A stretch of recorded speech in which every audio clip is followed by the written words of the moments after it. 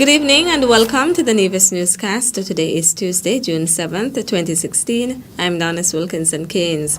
The Department of Agriculture recently hosted an open day at the Indian Castle Stock Farm, inviting farmers to get a first-hand look at what the department has been doing with respect to forage bank development.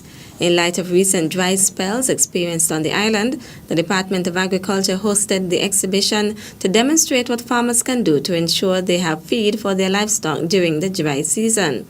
Livestock Extension Officer Rohan Claxton has been overseeing the Indian Castle Forage Bank Development Project. On display today we have 5 different grasses and 3 leguminous trees that will be used to demonstrate how do we take care of animals during the dry season. As our theme, combating climate change for greater food security. On show we have sugarcane, the elephant grass, the guinea grass, the leucaena or wild tamarind, the mulatto grass, the moringa, the trichantera, and the mulatto, the mulberry. I'm sorry about that. Now all these variety of forages are very high in crude protein of 18% for the tropical region, and this is what we're going to use to keep the animals alive during the dry season. Now, as the term says, a forage bank, which means you can cash in every 3 weeks. Once we have the system on, the irrigation system on, we can harvest our grasses on time and our leguminous shrubs on time to have a balanced diet for the animal. All farmers, you can come down to Indian Castle, visit us, we'll give you the ideas, we'll make some material available for you to planting material and give you guidance in setting up this forage bank. In addition to farmers, a number of agriculture sector officials attended the May 31st open day at the Indian Castle Stock Farm. They included Dr. Rajid Mohammed of the Food and Agriculture Organization, Alan Douglas of the Botanical Gardens in Bermuda, Permanent Secretary Eric Evelyn, Director of Agriculture Keith Lee Amory, and the staff at his department, as well as Minister of Agriculture, the Honorable Alexis Jeffers. But I have to say this about Rohan. When we decided to bring him back to the department over a year ago, it's about 2 years now, I believe. What we are seeing here at Indian Castle is one of the things that we envisaged when we brought him back, and other things, in that our livestock industry was struggling at a point in time, and we figured that he has the expertise, the knowledge, and the experience that was used in the past to ensure that the livestock industry here in Nevis, or the government livestock that is, was one that we were proud of back then. So he's back with us now, and he has brought us here this morning to demonstrate to us what he is capable of and what he intends to do going into the future. So I wanted to give Rohan Claxton a round of applause.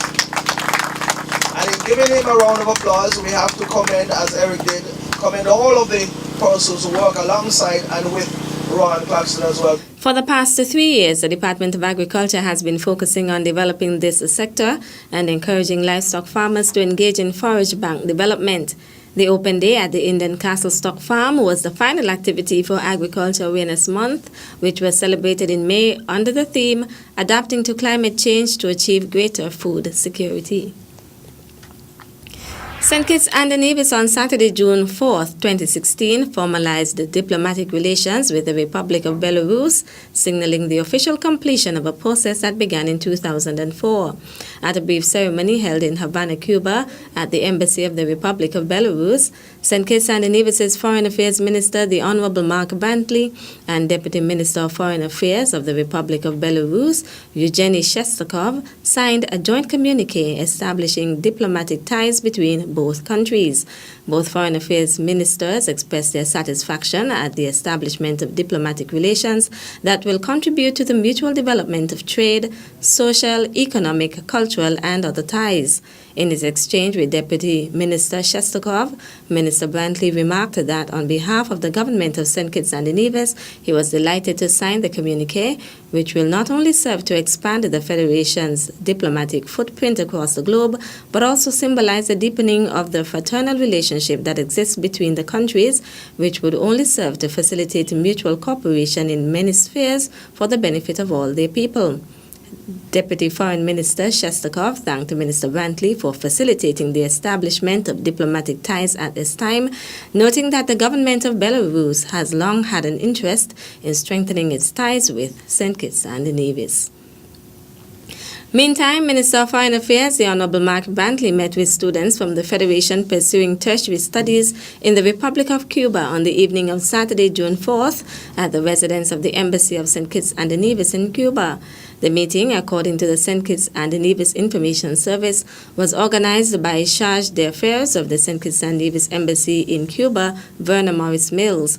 The minister was accompanied by Permanent Secretary in the Office of the Prime Minister, Osbert de Souza, Director of People Empowerment, Duncan Watley, and Foreign Service Officer, Sonia Boddy, who were part of the St. Kitts and Nevis delegation visiting Havana to participate in the 7th Summit of the Heads of State and Government of the Association of Caribbean States. The meeting provided a platform for the students to hold frank discussions with Minister Brantley and his team and to exchange ideas as to how best the government can further empower the young people of the Federation. The students discussed priority areas of study, the possibility of the government offering additional scholarships to facilitate the training of more students, assistance in facilitating summer jobs for those students who hope to return for the holidays, and gave insight into their daily lives in Cuba, highlighting the challenges and opportunities. Minister Brantley reminded the students to make the best of the scholarship opportunity they have been granted to further their education. He also intimated that the country looks forward to the students' return upon completion of their studies, when they can use their newly acquired skills and knowledge for the continued growth and the development of the country. In addition, Minister Brantley encouraged the students to continue to strive for excellence while being good ambassadors for St. Kitts and Nevis. Minister Brantley also took time out on Sunday, June 5th, to visit 2 nationals who are currently receiving medical attention in Cuba through collaboration between the government of St. Kitts and Nevis and Cuba. Still to come. It was a compulsion of course. My emotions were stirred, and so I put them in action. We'll give you the details after this break.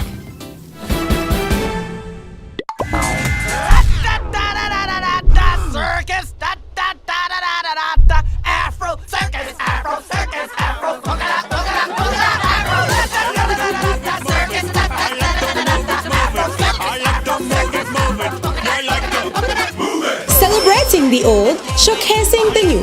Culturama 42.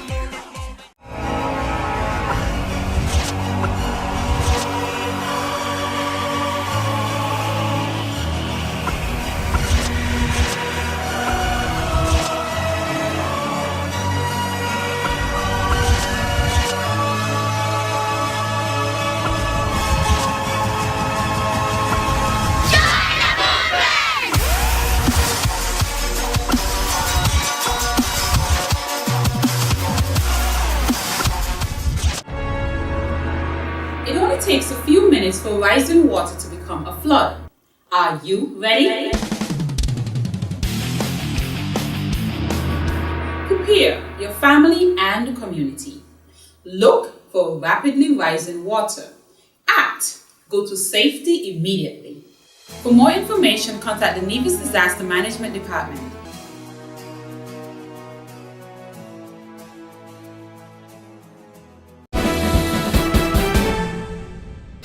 Welcome back. Training began yesterday, Monday, June 6th, for a class of 24 law enforcement, public safety, and military officers from across the region, attending the Regional Security System RSS Training Institute's Staff and Command course here in St. Kitts and Nevis. The officers represent police forces and other national security agencies, including Customs and Excise Department personnel from within the RSS member countries. The 6-week Staff and Command course is designed to prepare regional national security personnel for leadership roles in RSS task force operations or duties in the Joint Staff Headquarters. The course is also designed to prepare police officers to perform staff functions of a general nature that are appropriate to their ranks and to provide the foundation for their subsequent professional development.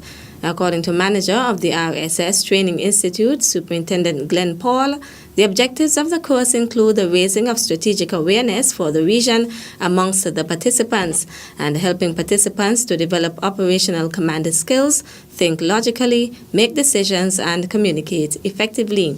He adds that the participants will also understand and apply the principle, techniques, and the doctrine of joint military and police operations and have a better understanding of the command and the staff work of the RSS headquarters. And finally, it was at education. We were doing the Olympian thinking with Marilyn King, Olympian thinking coach from USA, through Skype. And while she was talking to us about the principles of being successful, I could hear the thoughts coming alive in my mind and also in my heart. She expressed that we should have a passion, and we should not just let the passion stay there, but it needs for us to have visions. What can we do with the passion that we have inside of us? And there was a compulsion, of course. My emotions were stirred, and so I put them in action. Author and Education Officer with responsibility for artistic development, Cynthia Gwenyan, speaking about the inspiration for her two new books, Miss Johnson's Class and Rhythms of My Heart. At the recent launch, Gwenyan expressed her profound gratitude to Principal Education Officer Palsy Wilkin for reviewing her book. Wilkin, who said she is pleased with the book, compared it to a book previously written by Gwenyan. This afternoon we have another book following closely, and I think, to my idea, it's better than even Mr. Circleman. It's a masterpiece. Wayne Moore, a friend of Gwenyan, read some excerpts from the book Rhythms of My Heart. They will kill you. Learn that lesson. You hear me tell you? If a woman come to me to complain about her mate or lover, me just listen to her for the hour. Because me know that everything changed when they've done undercover. Another friend, Mariella Gaskin, hosted an illustration of the children's book, Miss Johnson's Class, where students were asked questions pertaining to the book. Various well-wishers congratulated Gwenyan on the launch of her books at the ceremony, which was held at the Cotton Ground Community Center on Sunday, June 5th. Miss Johnson's Class and Rhythms of My Heart can be purchased on Amazon or from Gwenyan herself.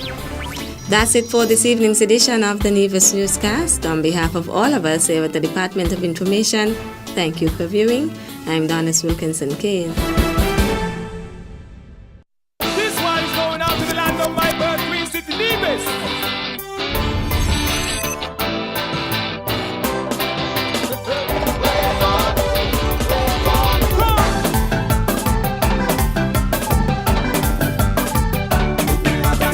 Truly, one of the few places that has an untouched beauty that has captivated the hearts of many.